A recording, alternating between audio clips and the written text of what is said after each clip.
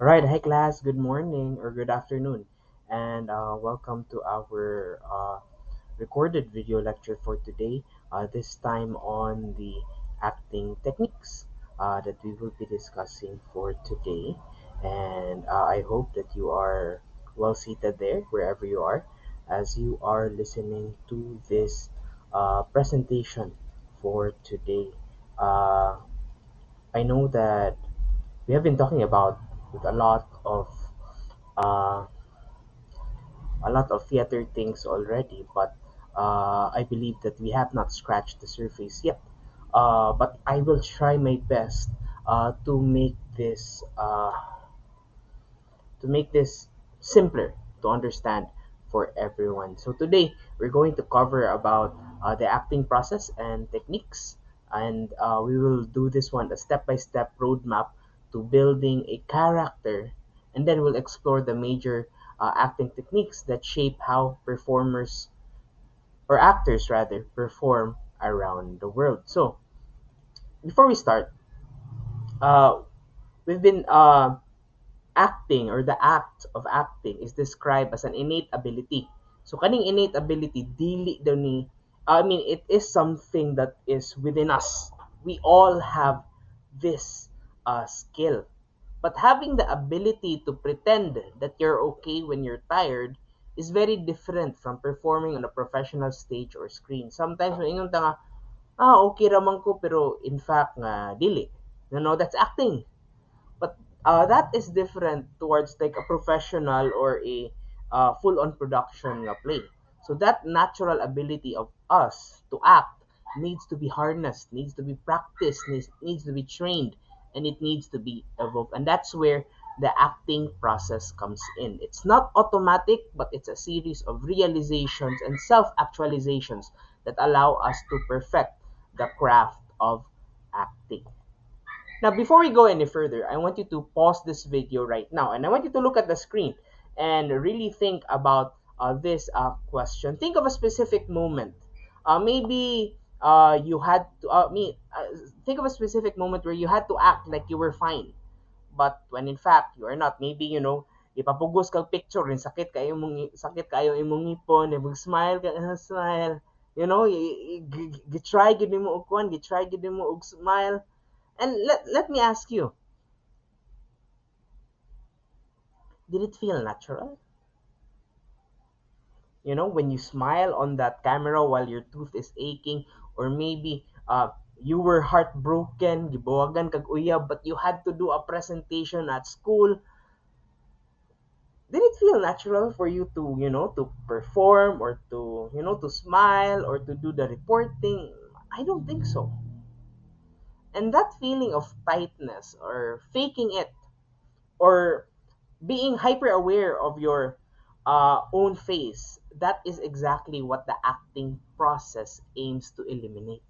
Now, when we do professional acting, it feels real to the actor, which makes it look real to the audience. Now, let's see how we do this one. Now, let's put a definition to the acting process. It is defined as a series of analytical and self awareness steps. Now, it is the bridge between the script on the page and the living, breathing human being that we see on that stage. Now, ang core principle of the acting process is this: acting is not automatic.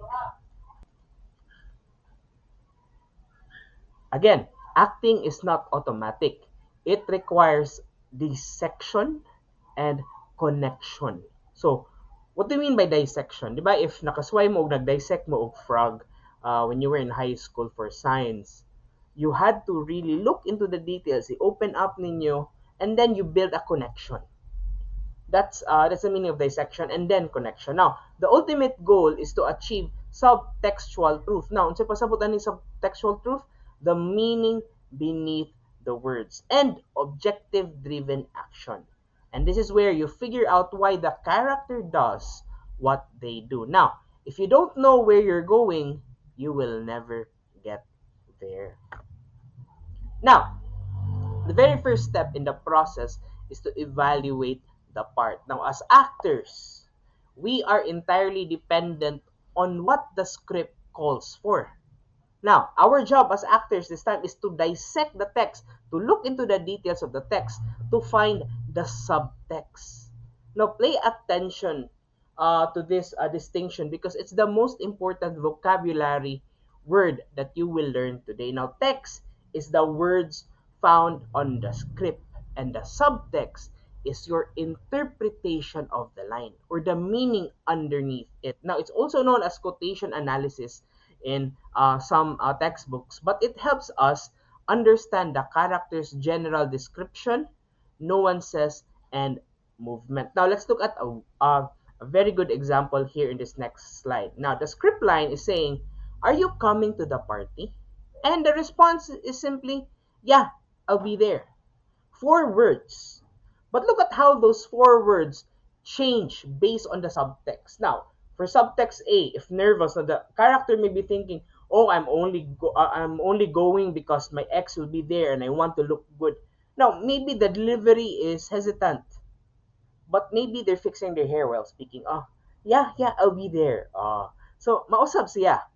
Now, if it's gonna be sarcastic, now the character is thinking, "Nah, I'd rather eat the glass, but my mom is making me." Then the delivery would be, "Yeah, I'll be there." Di ba? And sometimes kanang flat kaya ang pagkastorya din. Sometimes napagay ka ng pa tuyok-tuyok pagid sa mata. Now, subtext C is a genuine one. Now, the character thinks, "Oh, I wouldn't miss this for the world. I love you guys." So, the delivery of this is, maingon ani siya, "Yeah, I'll be there." So, you're like happy to be there because you really like to be with these people. Now, remember, we're just using the same text. "Yeah, I'll be there." But there are three completely different characters. And this is why we need to evaluate the part before we ever open our mouths when we speak in our script. Now, kabalo na ta sa subtext, we have to figure out what the character wants. Now, this is step 2. Determine the objective. And this is the engine of the scene. Without the objective, without the beats, the objective, and the spine, then you will just be standing there reciting words. Now, this is what makes the actor feel at home in the character's skin. It is the character's intention or purpose. And all of those purposes can be found in all of those three. And I will give you in this example and an exercise as well the definition of all of these three. Now, for objective, this is the character's want in a specific scene. What I want right now in this scene. So, for example, it could be I want to get the car keys. Now, super objective, which is also called like the spine, Nemo, or through line. This is what the character desires to achieve at the end of the entire play. For example, yes, you may want to get the car key, but that getting of the car key is part of your spine, which is to gain freedom and independence. It determines whether the play ends as in a tragedy or a comedy for that character. And then next we have the sub objectives or the beat. Now these are the tiny shifts in tactics when the first thing does not work. Let's say for example, the character goes from okay, ang iyang objective, 'di ba, for that particular thing is to get the car key. So, he tries to ask nicely first, and then whine niya, and then he tries to bargain. And this changes happen very quickly, and the actor must be ready to pivot to that particular beat. Again, beat, objective, and then spine. Now, step 3 is the interconnectivity of the characters. Now, Robert Cohen, the writer of Acting Power, coined a very useful term for us, which is RELCOM. Now, this is a combination of relationship and communication. Now, ingon siya, in every piece of a dialogue, there are two parts. The content, which is what you say, and the relationship dimension, how you say based on who you are to each other. So the way we utter words on a stage explains, progresses, and redefines relationship. Again, ang kanado atong mga ipang storya on the stage will explain, will progress, or will redefine the relationship. Now, this is the main element of theater, the exchange of a dialogue that isn't just noise. It's the sound of two people trying to get something from one another. Now, step 4 will ask us to zoom out and look at the purpose our role satisfies in the entire play. Now, you have to realize that your character is connected to both the subject's play and the physical acts that you will do on stage. Now, you need to ask the question, oh, how big or how small the character na akong what they call this, ginagampanan. Am I the protagonist driving the action, or am I the antagonist creating the obstacles for that particular character? Am I part of the am I part of the major characters, or am I just a minor character? Of course, if let's say for example, if minor character ra ka in a particular play, then you don't have to be very loud and very obvious. Like, kalma lang, kaya dili man ikaw ang main character. Oh. So this is so kanang inyong maingon na, oy, kanang main character energy, that's already the step 4. So you have to determine the purpose that your role satisfies. Knowing this changes the energy of your character. So very important that you pay attention to these details, which will give you more success if you hold that particular role in a play. Now, let's put step 3 and step 4 together in a practical scenario. Now, we have here a boss and an employee, and then the line is, oh, don't worry about that. Don't worry about the deadline. That's the line. Now, ato ta sa RELCOM analysis. Now, if ang relationship sa employee sa boss kay it's a mentor, then that line will be warm and supportive mo as don't worry about the deadline. So that relationship is built on trust. Now, malahi siya if ang boss sa kana nga particular script is a tyrant. If it's gonna be a tyrant, that exact same line will be cold and threatening, like, don't worry about the deadline. Bugnaw kaayo siya, or don't worry about the deadline. Most of siya, that relationship will be now built in fear. Mahadlok na noon ang employee. Now, let's go to the purpose check now. Let's try to ask yourself, who is the focus here? If the scene is about the employee's struggle, then the employee is the major character. And then the boss will serve as just a function or secondary lang.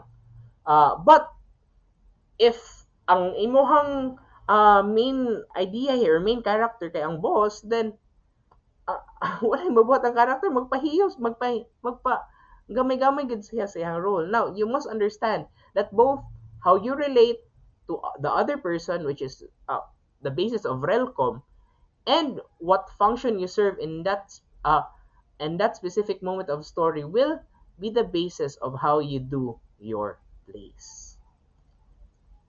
Now, step 5 is a deeper dive into understanding the subtext. Now we touched this earlier, but it bears repeating because it is the heart of acting. Now, subtext, again, is the hidden meaning a sentence conveys. Now, the playwright creates the script, but as an actor, it is your job to dig deep into those lines. Now, it is not what you say, it is how you say it. Now, the actions you do and the unobvious things that the character is thinking about are more important than the words themselves. Again, ang imong mga actions na gibuhat on stage and ang mga things nga dili obvious that the character is thinking about, mas importante pa siya sa mga words na isulti sa character. In layman's terms, we call it reading between the lines. It is the underlying emotional and psychological motivation for everything that you do on stage. And step 6, the final step, is might be the most humbling, but it is vital for a professional career. Now, so step 6 reminds us of your understanding of the production role. Now, this reminds us that the production play is not simple. Even a two-character play, bisag duha ra naka-character sa kana nga particular nga play, involves dozens of people behind the scenes. And remember that as a character, you are just part of the production. You are the one seen, tinuod, ikaw ang makitaan, ikaw ang mag-recognize. But there are people behind the stage, ang stage managers, ang lighting crew, ang sound director, uh, ang director itself. But these people are no less important than you. Dili pasabot ka, dili sila makita nga, dili na sila importante. And this particular knowledge should keep our heads from expanding. Now, the theater is not pure art. It is a technical, collaborative machine. And you need to understand that your exact role and how you contribute to the success of the team is part of your craft, part of your skill that you need to learn as an actor. Now, gisgutan na nato ang internal and analytical process of the acting process. Now, let's talk about the physical and psychological techniques. Now, we've answered what we need to do. Now, we ask, unsaon man ni nato pagbuhat? Kibaw na ta unsaon pag-act, kibaw na ta sa process na unsaon man nato pagbuhat.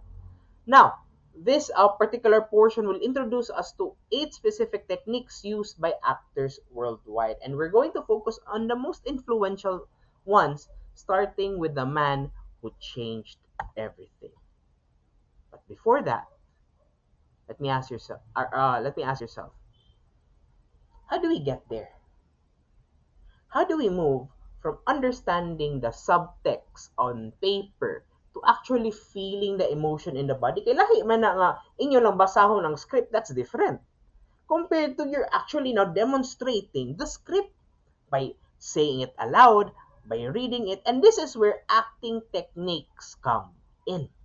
Now think of these techniques not as strict rules that you must follow, but as a toolbox. Sometimes you need a hammer to build the foundation. Sometimes you need a screwdriver to adjust the fine details nga nanggagmay kaayo. So let's try to open the box and see unsa atong pwede magamit as an actor in doing our acting techniques. Now let's begin again with the one man that changed everything, Konstantin Stanislavski, the grandfather of modern acting. Now, before his system came along, acting was frankly pretty ridiculous by today's standards. Now, the problem, if makita ninyo sa screen before, and I just want you to imagine, wala mo gito video before sa, ang acting before, use cliche gestures to mean something, a hand at the format. I'm sad. Oh, ana gina sila. I'm sad. Oh no. Oh, di ko musayog biniha, but oh no. Oh. Something like that. Now the delivery of the lines becomes now unnatural and overly dramatic.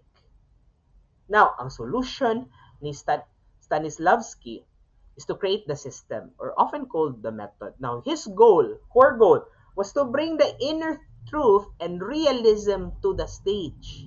He wanted the audience to connect with the actors as real people, not just performers doing tricks or unsa pa na ilang gibuhat on stage. He trained his actors to ask the essential questions that you see there on the screen. Who am I? Where am I? When is it? What do I want? Why do I want it? How will I get it? What do I need to overcome? So these are the questions that Stanislavski asks his actors in his theater. Now, the most famous tool for Stanislavski's system is the magic if. Now, this is the actor's make-believe trigger. So, instead of saying my character would scream here, musyagit ka dapat diri, you ask yourself, what would I do if I were in this situation? Unsa akong buhaton if na ako ani nga situation? Example. You're in a quiet library, and a spider the size of a dinner plate, kanang plato, crawl into your textbook. Don't plan a reaction, just feel it. Mo freeze ba ka? Imo bang ilabay ang libro or does your heart rate increase? That is not acting. That is being, and that is the reality that Stanislavski wanted on stage. The real, most genuine feelings dapat ang manaig or mapakita dapat. So what would I do if I were in this situation? Now, moving on from pure Stanislavski, we have the classical acting technique. Now, this is a hybrid system. It takes the internal truth of Stanislavski and mixes it with the teachings of Michel Saint-Denis, a French theorist who focused on experimental theater and body expression. Now, ang classical acting focuses on balance. Na ay voice production so that the people in the back row can hear you, script scrutiny, tan-aw ng script ug maayo, and then personalization. So those three factors we combine all in all. Now the philosophy here is that the internal emotion must be matched by external technical skill. Kung unsa dapat ang emotion nga imong ipakita, dapat makombine siya sa technical skill as an actor. So dapat kusog ba imong tingog, unsa man ang imong uh, uh, unsa man imong physical expression, unsa imong mga gestures dira. Dapat mukuyog siya sa internal emotion. You can't just feel angry. You must be able to project that particular anger clearly and safely. For let's say for example, usahay mag-acting sila 8 shows man a week or whatever, multiple shows a week. So dapat that same anger mapakita nimo, kung ang feeling kay anger mapakita na nimo all throughout those shows. So mao na siya ang classical technique. Now, perhaps the most famous and most misunderstood technique, now this is another technique in the world, is method acting. Now, this was developed by Lee Strasberg, an American teacher and actor who was a disciple of Stanislavski. Now, Strasberg became fascinated with the psychological aspect of Stanislavski's work, specifically on emotional memory recall and sense memory. Now, misconception ani that ingon ang uban na ang method acting daw kay that's you staying in character for 24/7. So bahalag wala na mo nag-perform dira, kinahanglan pagyapon mo muaka ka sa character. No. It is about substitution. I-substitute nimo imong kaugalingon during the performance or rehearsal. For example, I am Kevin. And for that particular play, I will be acting like Thomas. Let's say, for example, Thomas. My name is Thomas in the play. I should be able to leave Kevin behind and wear the Thomas personality on stage. Ingon ana siya. Then, kung mahuman na ang play, then you go back to being yourself. So, sa una mo grabe mo kayo sila ka dedicated. Remember atong mga classical na mga mga plays from Japan, from China, kinahanglan gyud sila practice gyud nila tibuok kinabuhi nilang kinahanglan i-imbibe ang character, but not anymore. So, this is about substitution already. Now, here's how it works. Let's say the scene need is your character's dog has run away and you need to cry. So, again, remember emotional memory recall. So you have to remember a thing. Remember a thing, dili ka nga mupugos ka og hilak na uban. If example, ambot lang ko kadungog mo ani nga na uban nga mo try sila hilak putangan nila Vicks diri kay para mo hilak gid sila.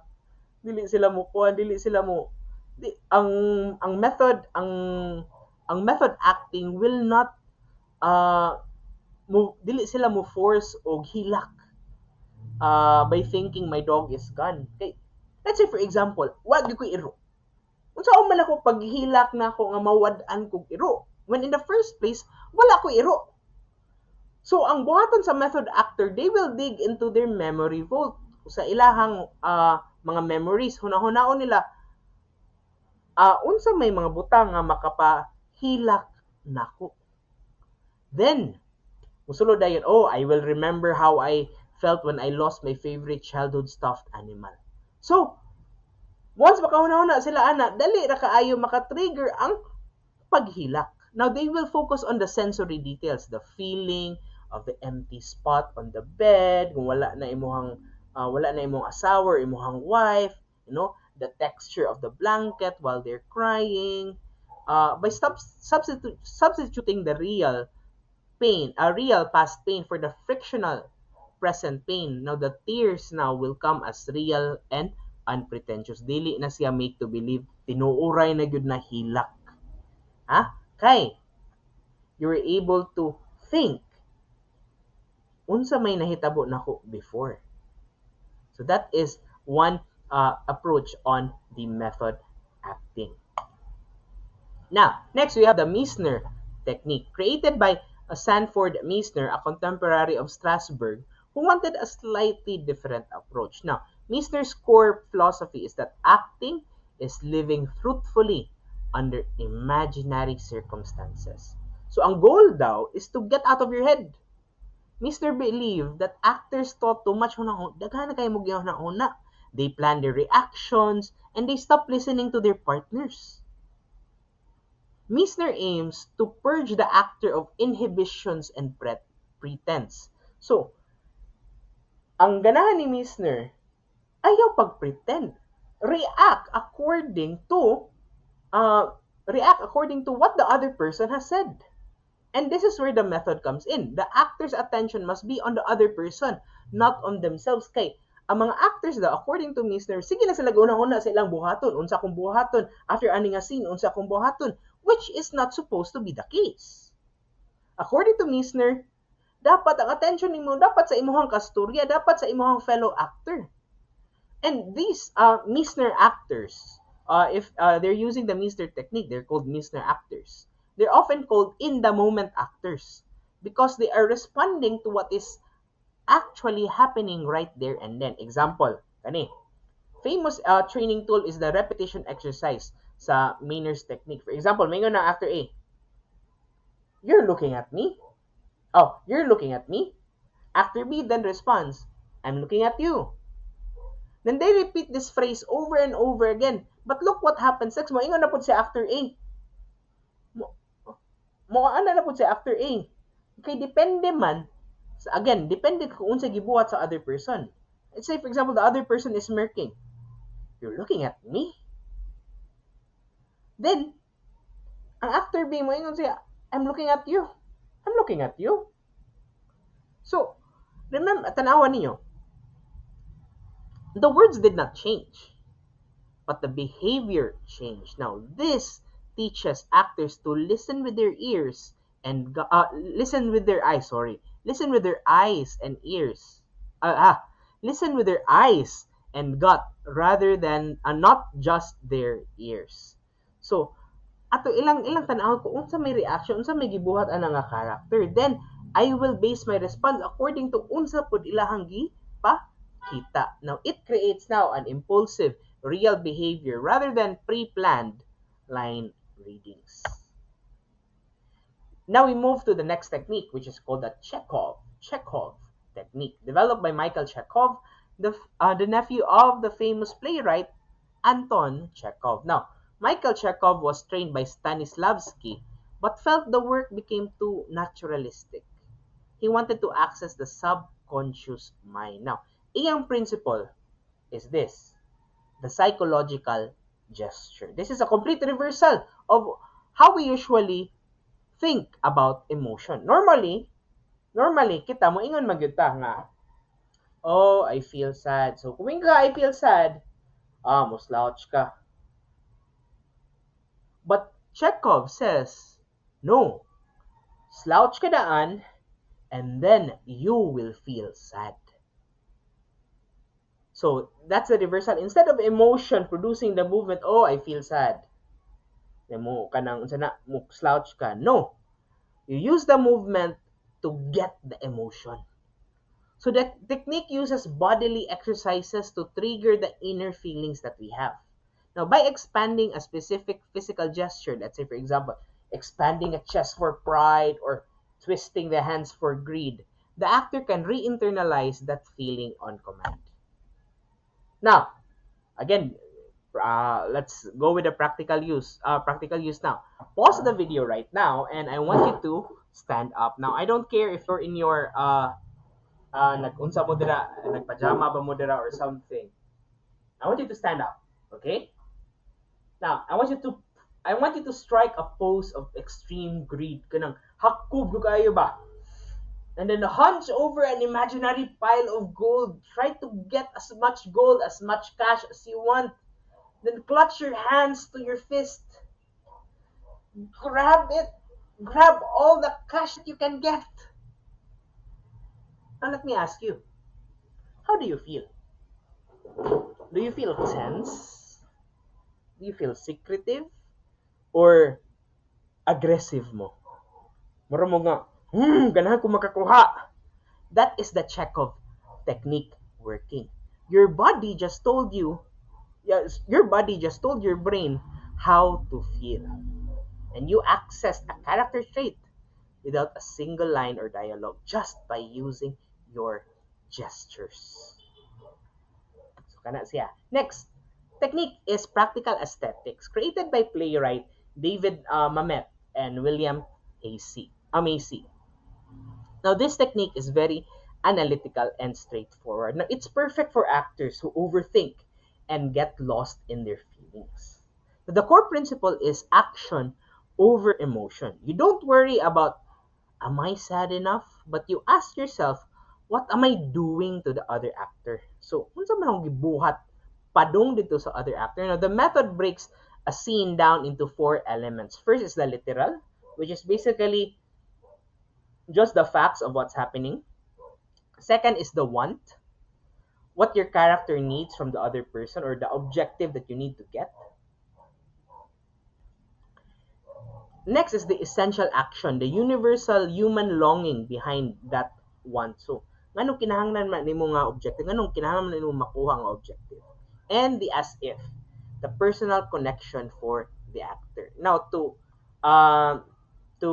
give you an example for this, let's have this common scene. Now, ang literal na to diri is I'm asking for a raise. I want a salary increase. Now, your want, it could be you may want a salary increase, but technically imong objective, I want you to respect me. It's not just about money. Now, the essential action for you is I want to be seen as valuable. So this is a universal human need to have our worth acknowledged. So mo na to ang essential action. So atong as if diri kay tungod I want to be seen as valuable, then it's gonna be it's as if I am showing my parents my report card for the first time. Now, by connecting that particular scene to that universal feeling of seeking approval from a parent, the actor now grounds the performance in something real and actionable. Maybe some of you wala pa mo, of course, some of you wala pa mo trabaho, di ba? So di mo makarelate aning kuha, di mo makarelate aning salary increase, but a good number of us have parents na, or guardians nato nga ganahan ta nga, we want them to be proud. We want them to see us as, good kids, good girl, good boy. So this kind of exercise will help you ground your performance again into something real and actionable, even if wala pa mo nakasuway og trabaho or nakapangayo og salary increase. Now, we finish our lesson today with 2 powerful and distinct techniques from 2 legendary women in theater. Now, on the left, you have Uta Hagen. Now, her technique focuses on the substitution. Now, she teaches us to replace the fictional prop or person in the script with a real counterpart from our lives. Now, as the slide says, example, don't act like the letter is sad. Look at it as if it's the real rejection letter that you got last year. Now, if instead of Instead of just having a letter nga script ninyo imuhang kuan uh imuhang paghunahuna kay it's a rejection letter you got from last year, then you will get more accurate and expressive response. Now on the right we have Viola Spolin. She's the mother of improv, calling her exercises the theater games. Now her technique uses structured play to bypass the critical, self-conscious brain. Now, the goal is to be present and make choices as you would in real life. And this is what you get with kanang mga comedians usually. Kanang let's say for example sa Showtime, kanang mga ilang mga improvs, they're not thinking, they're just acting. Uh they're just acting, they're just saying things.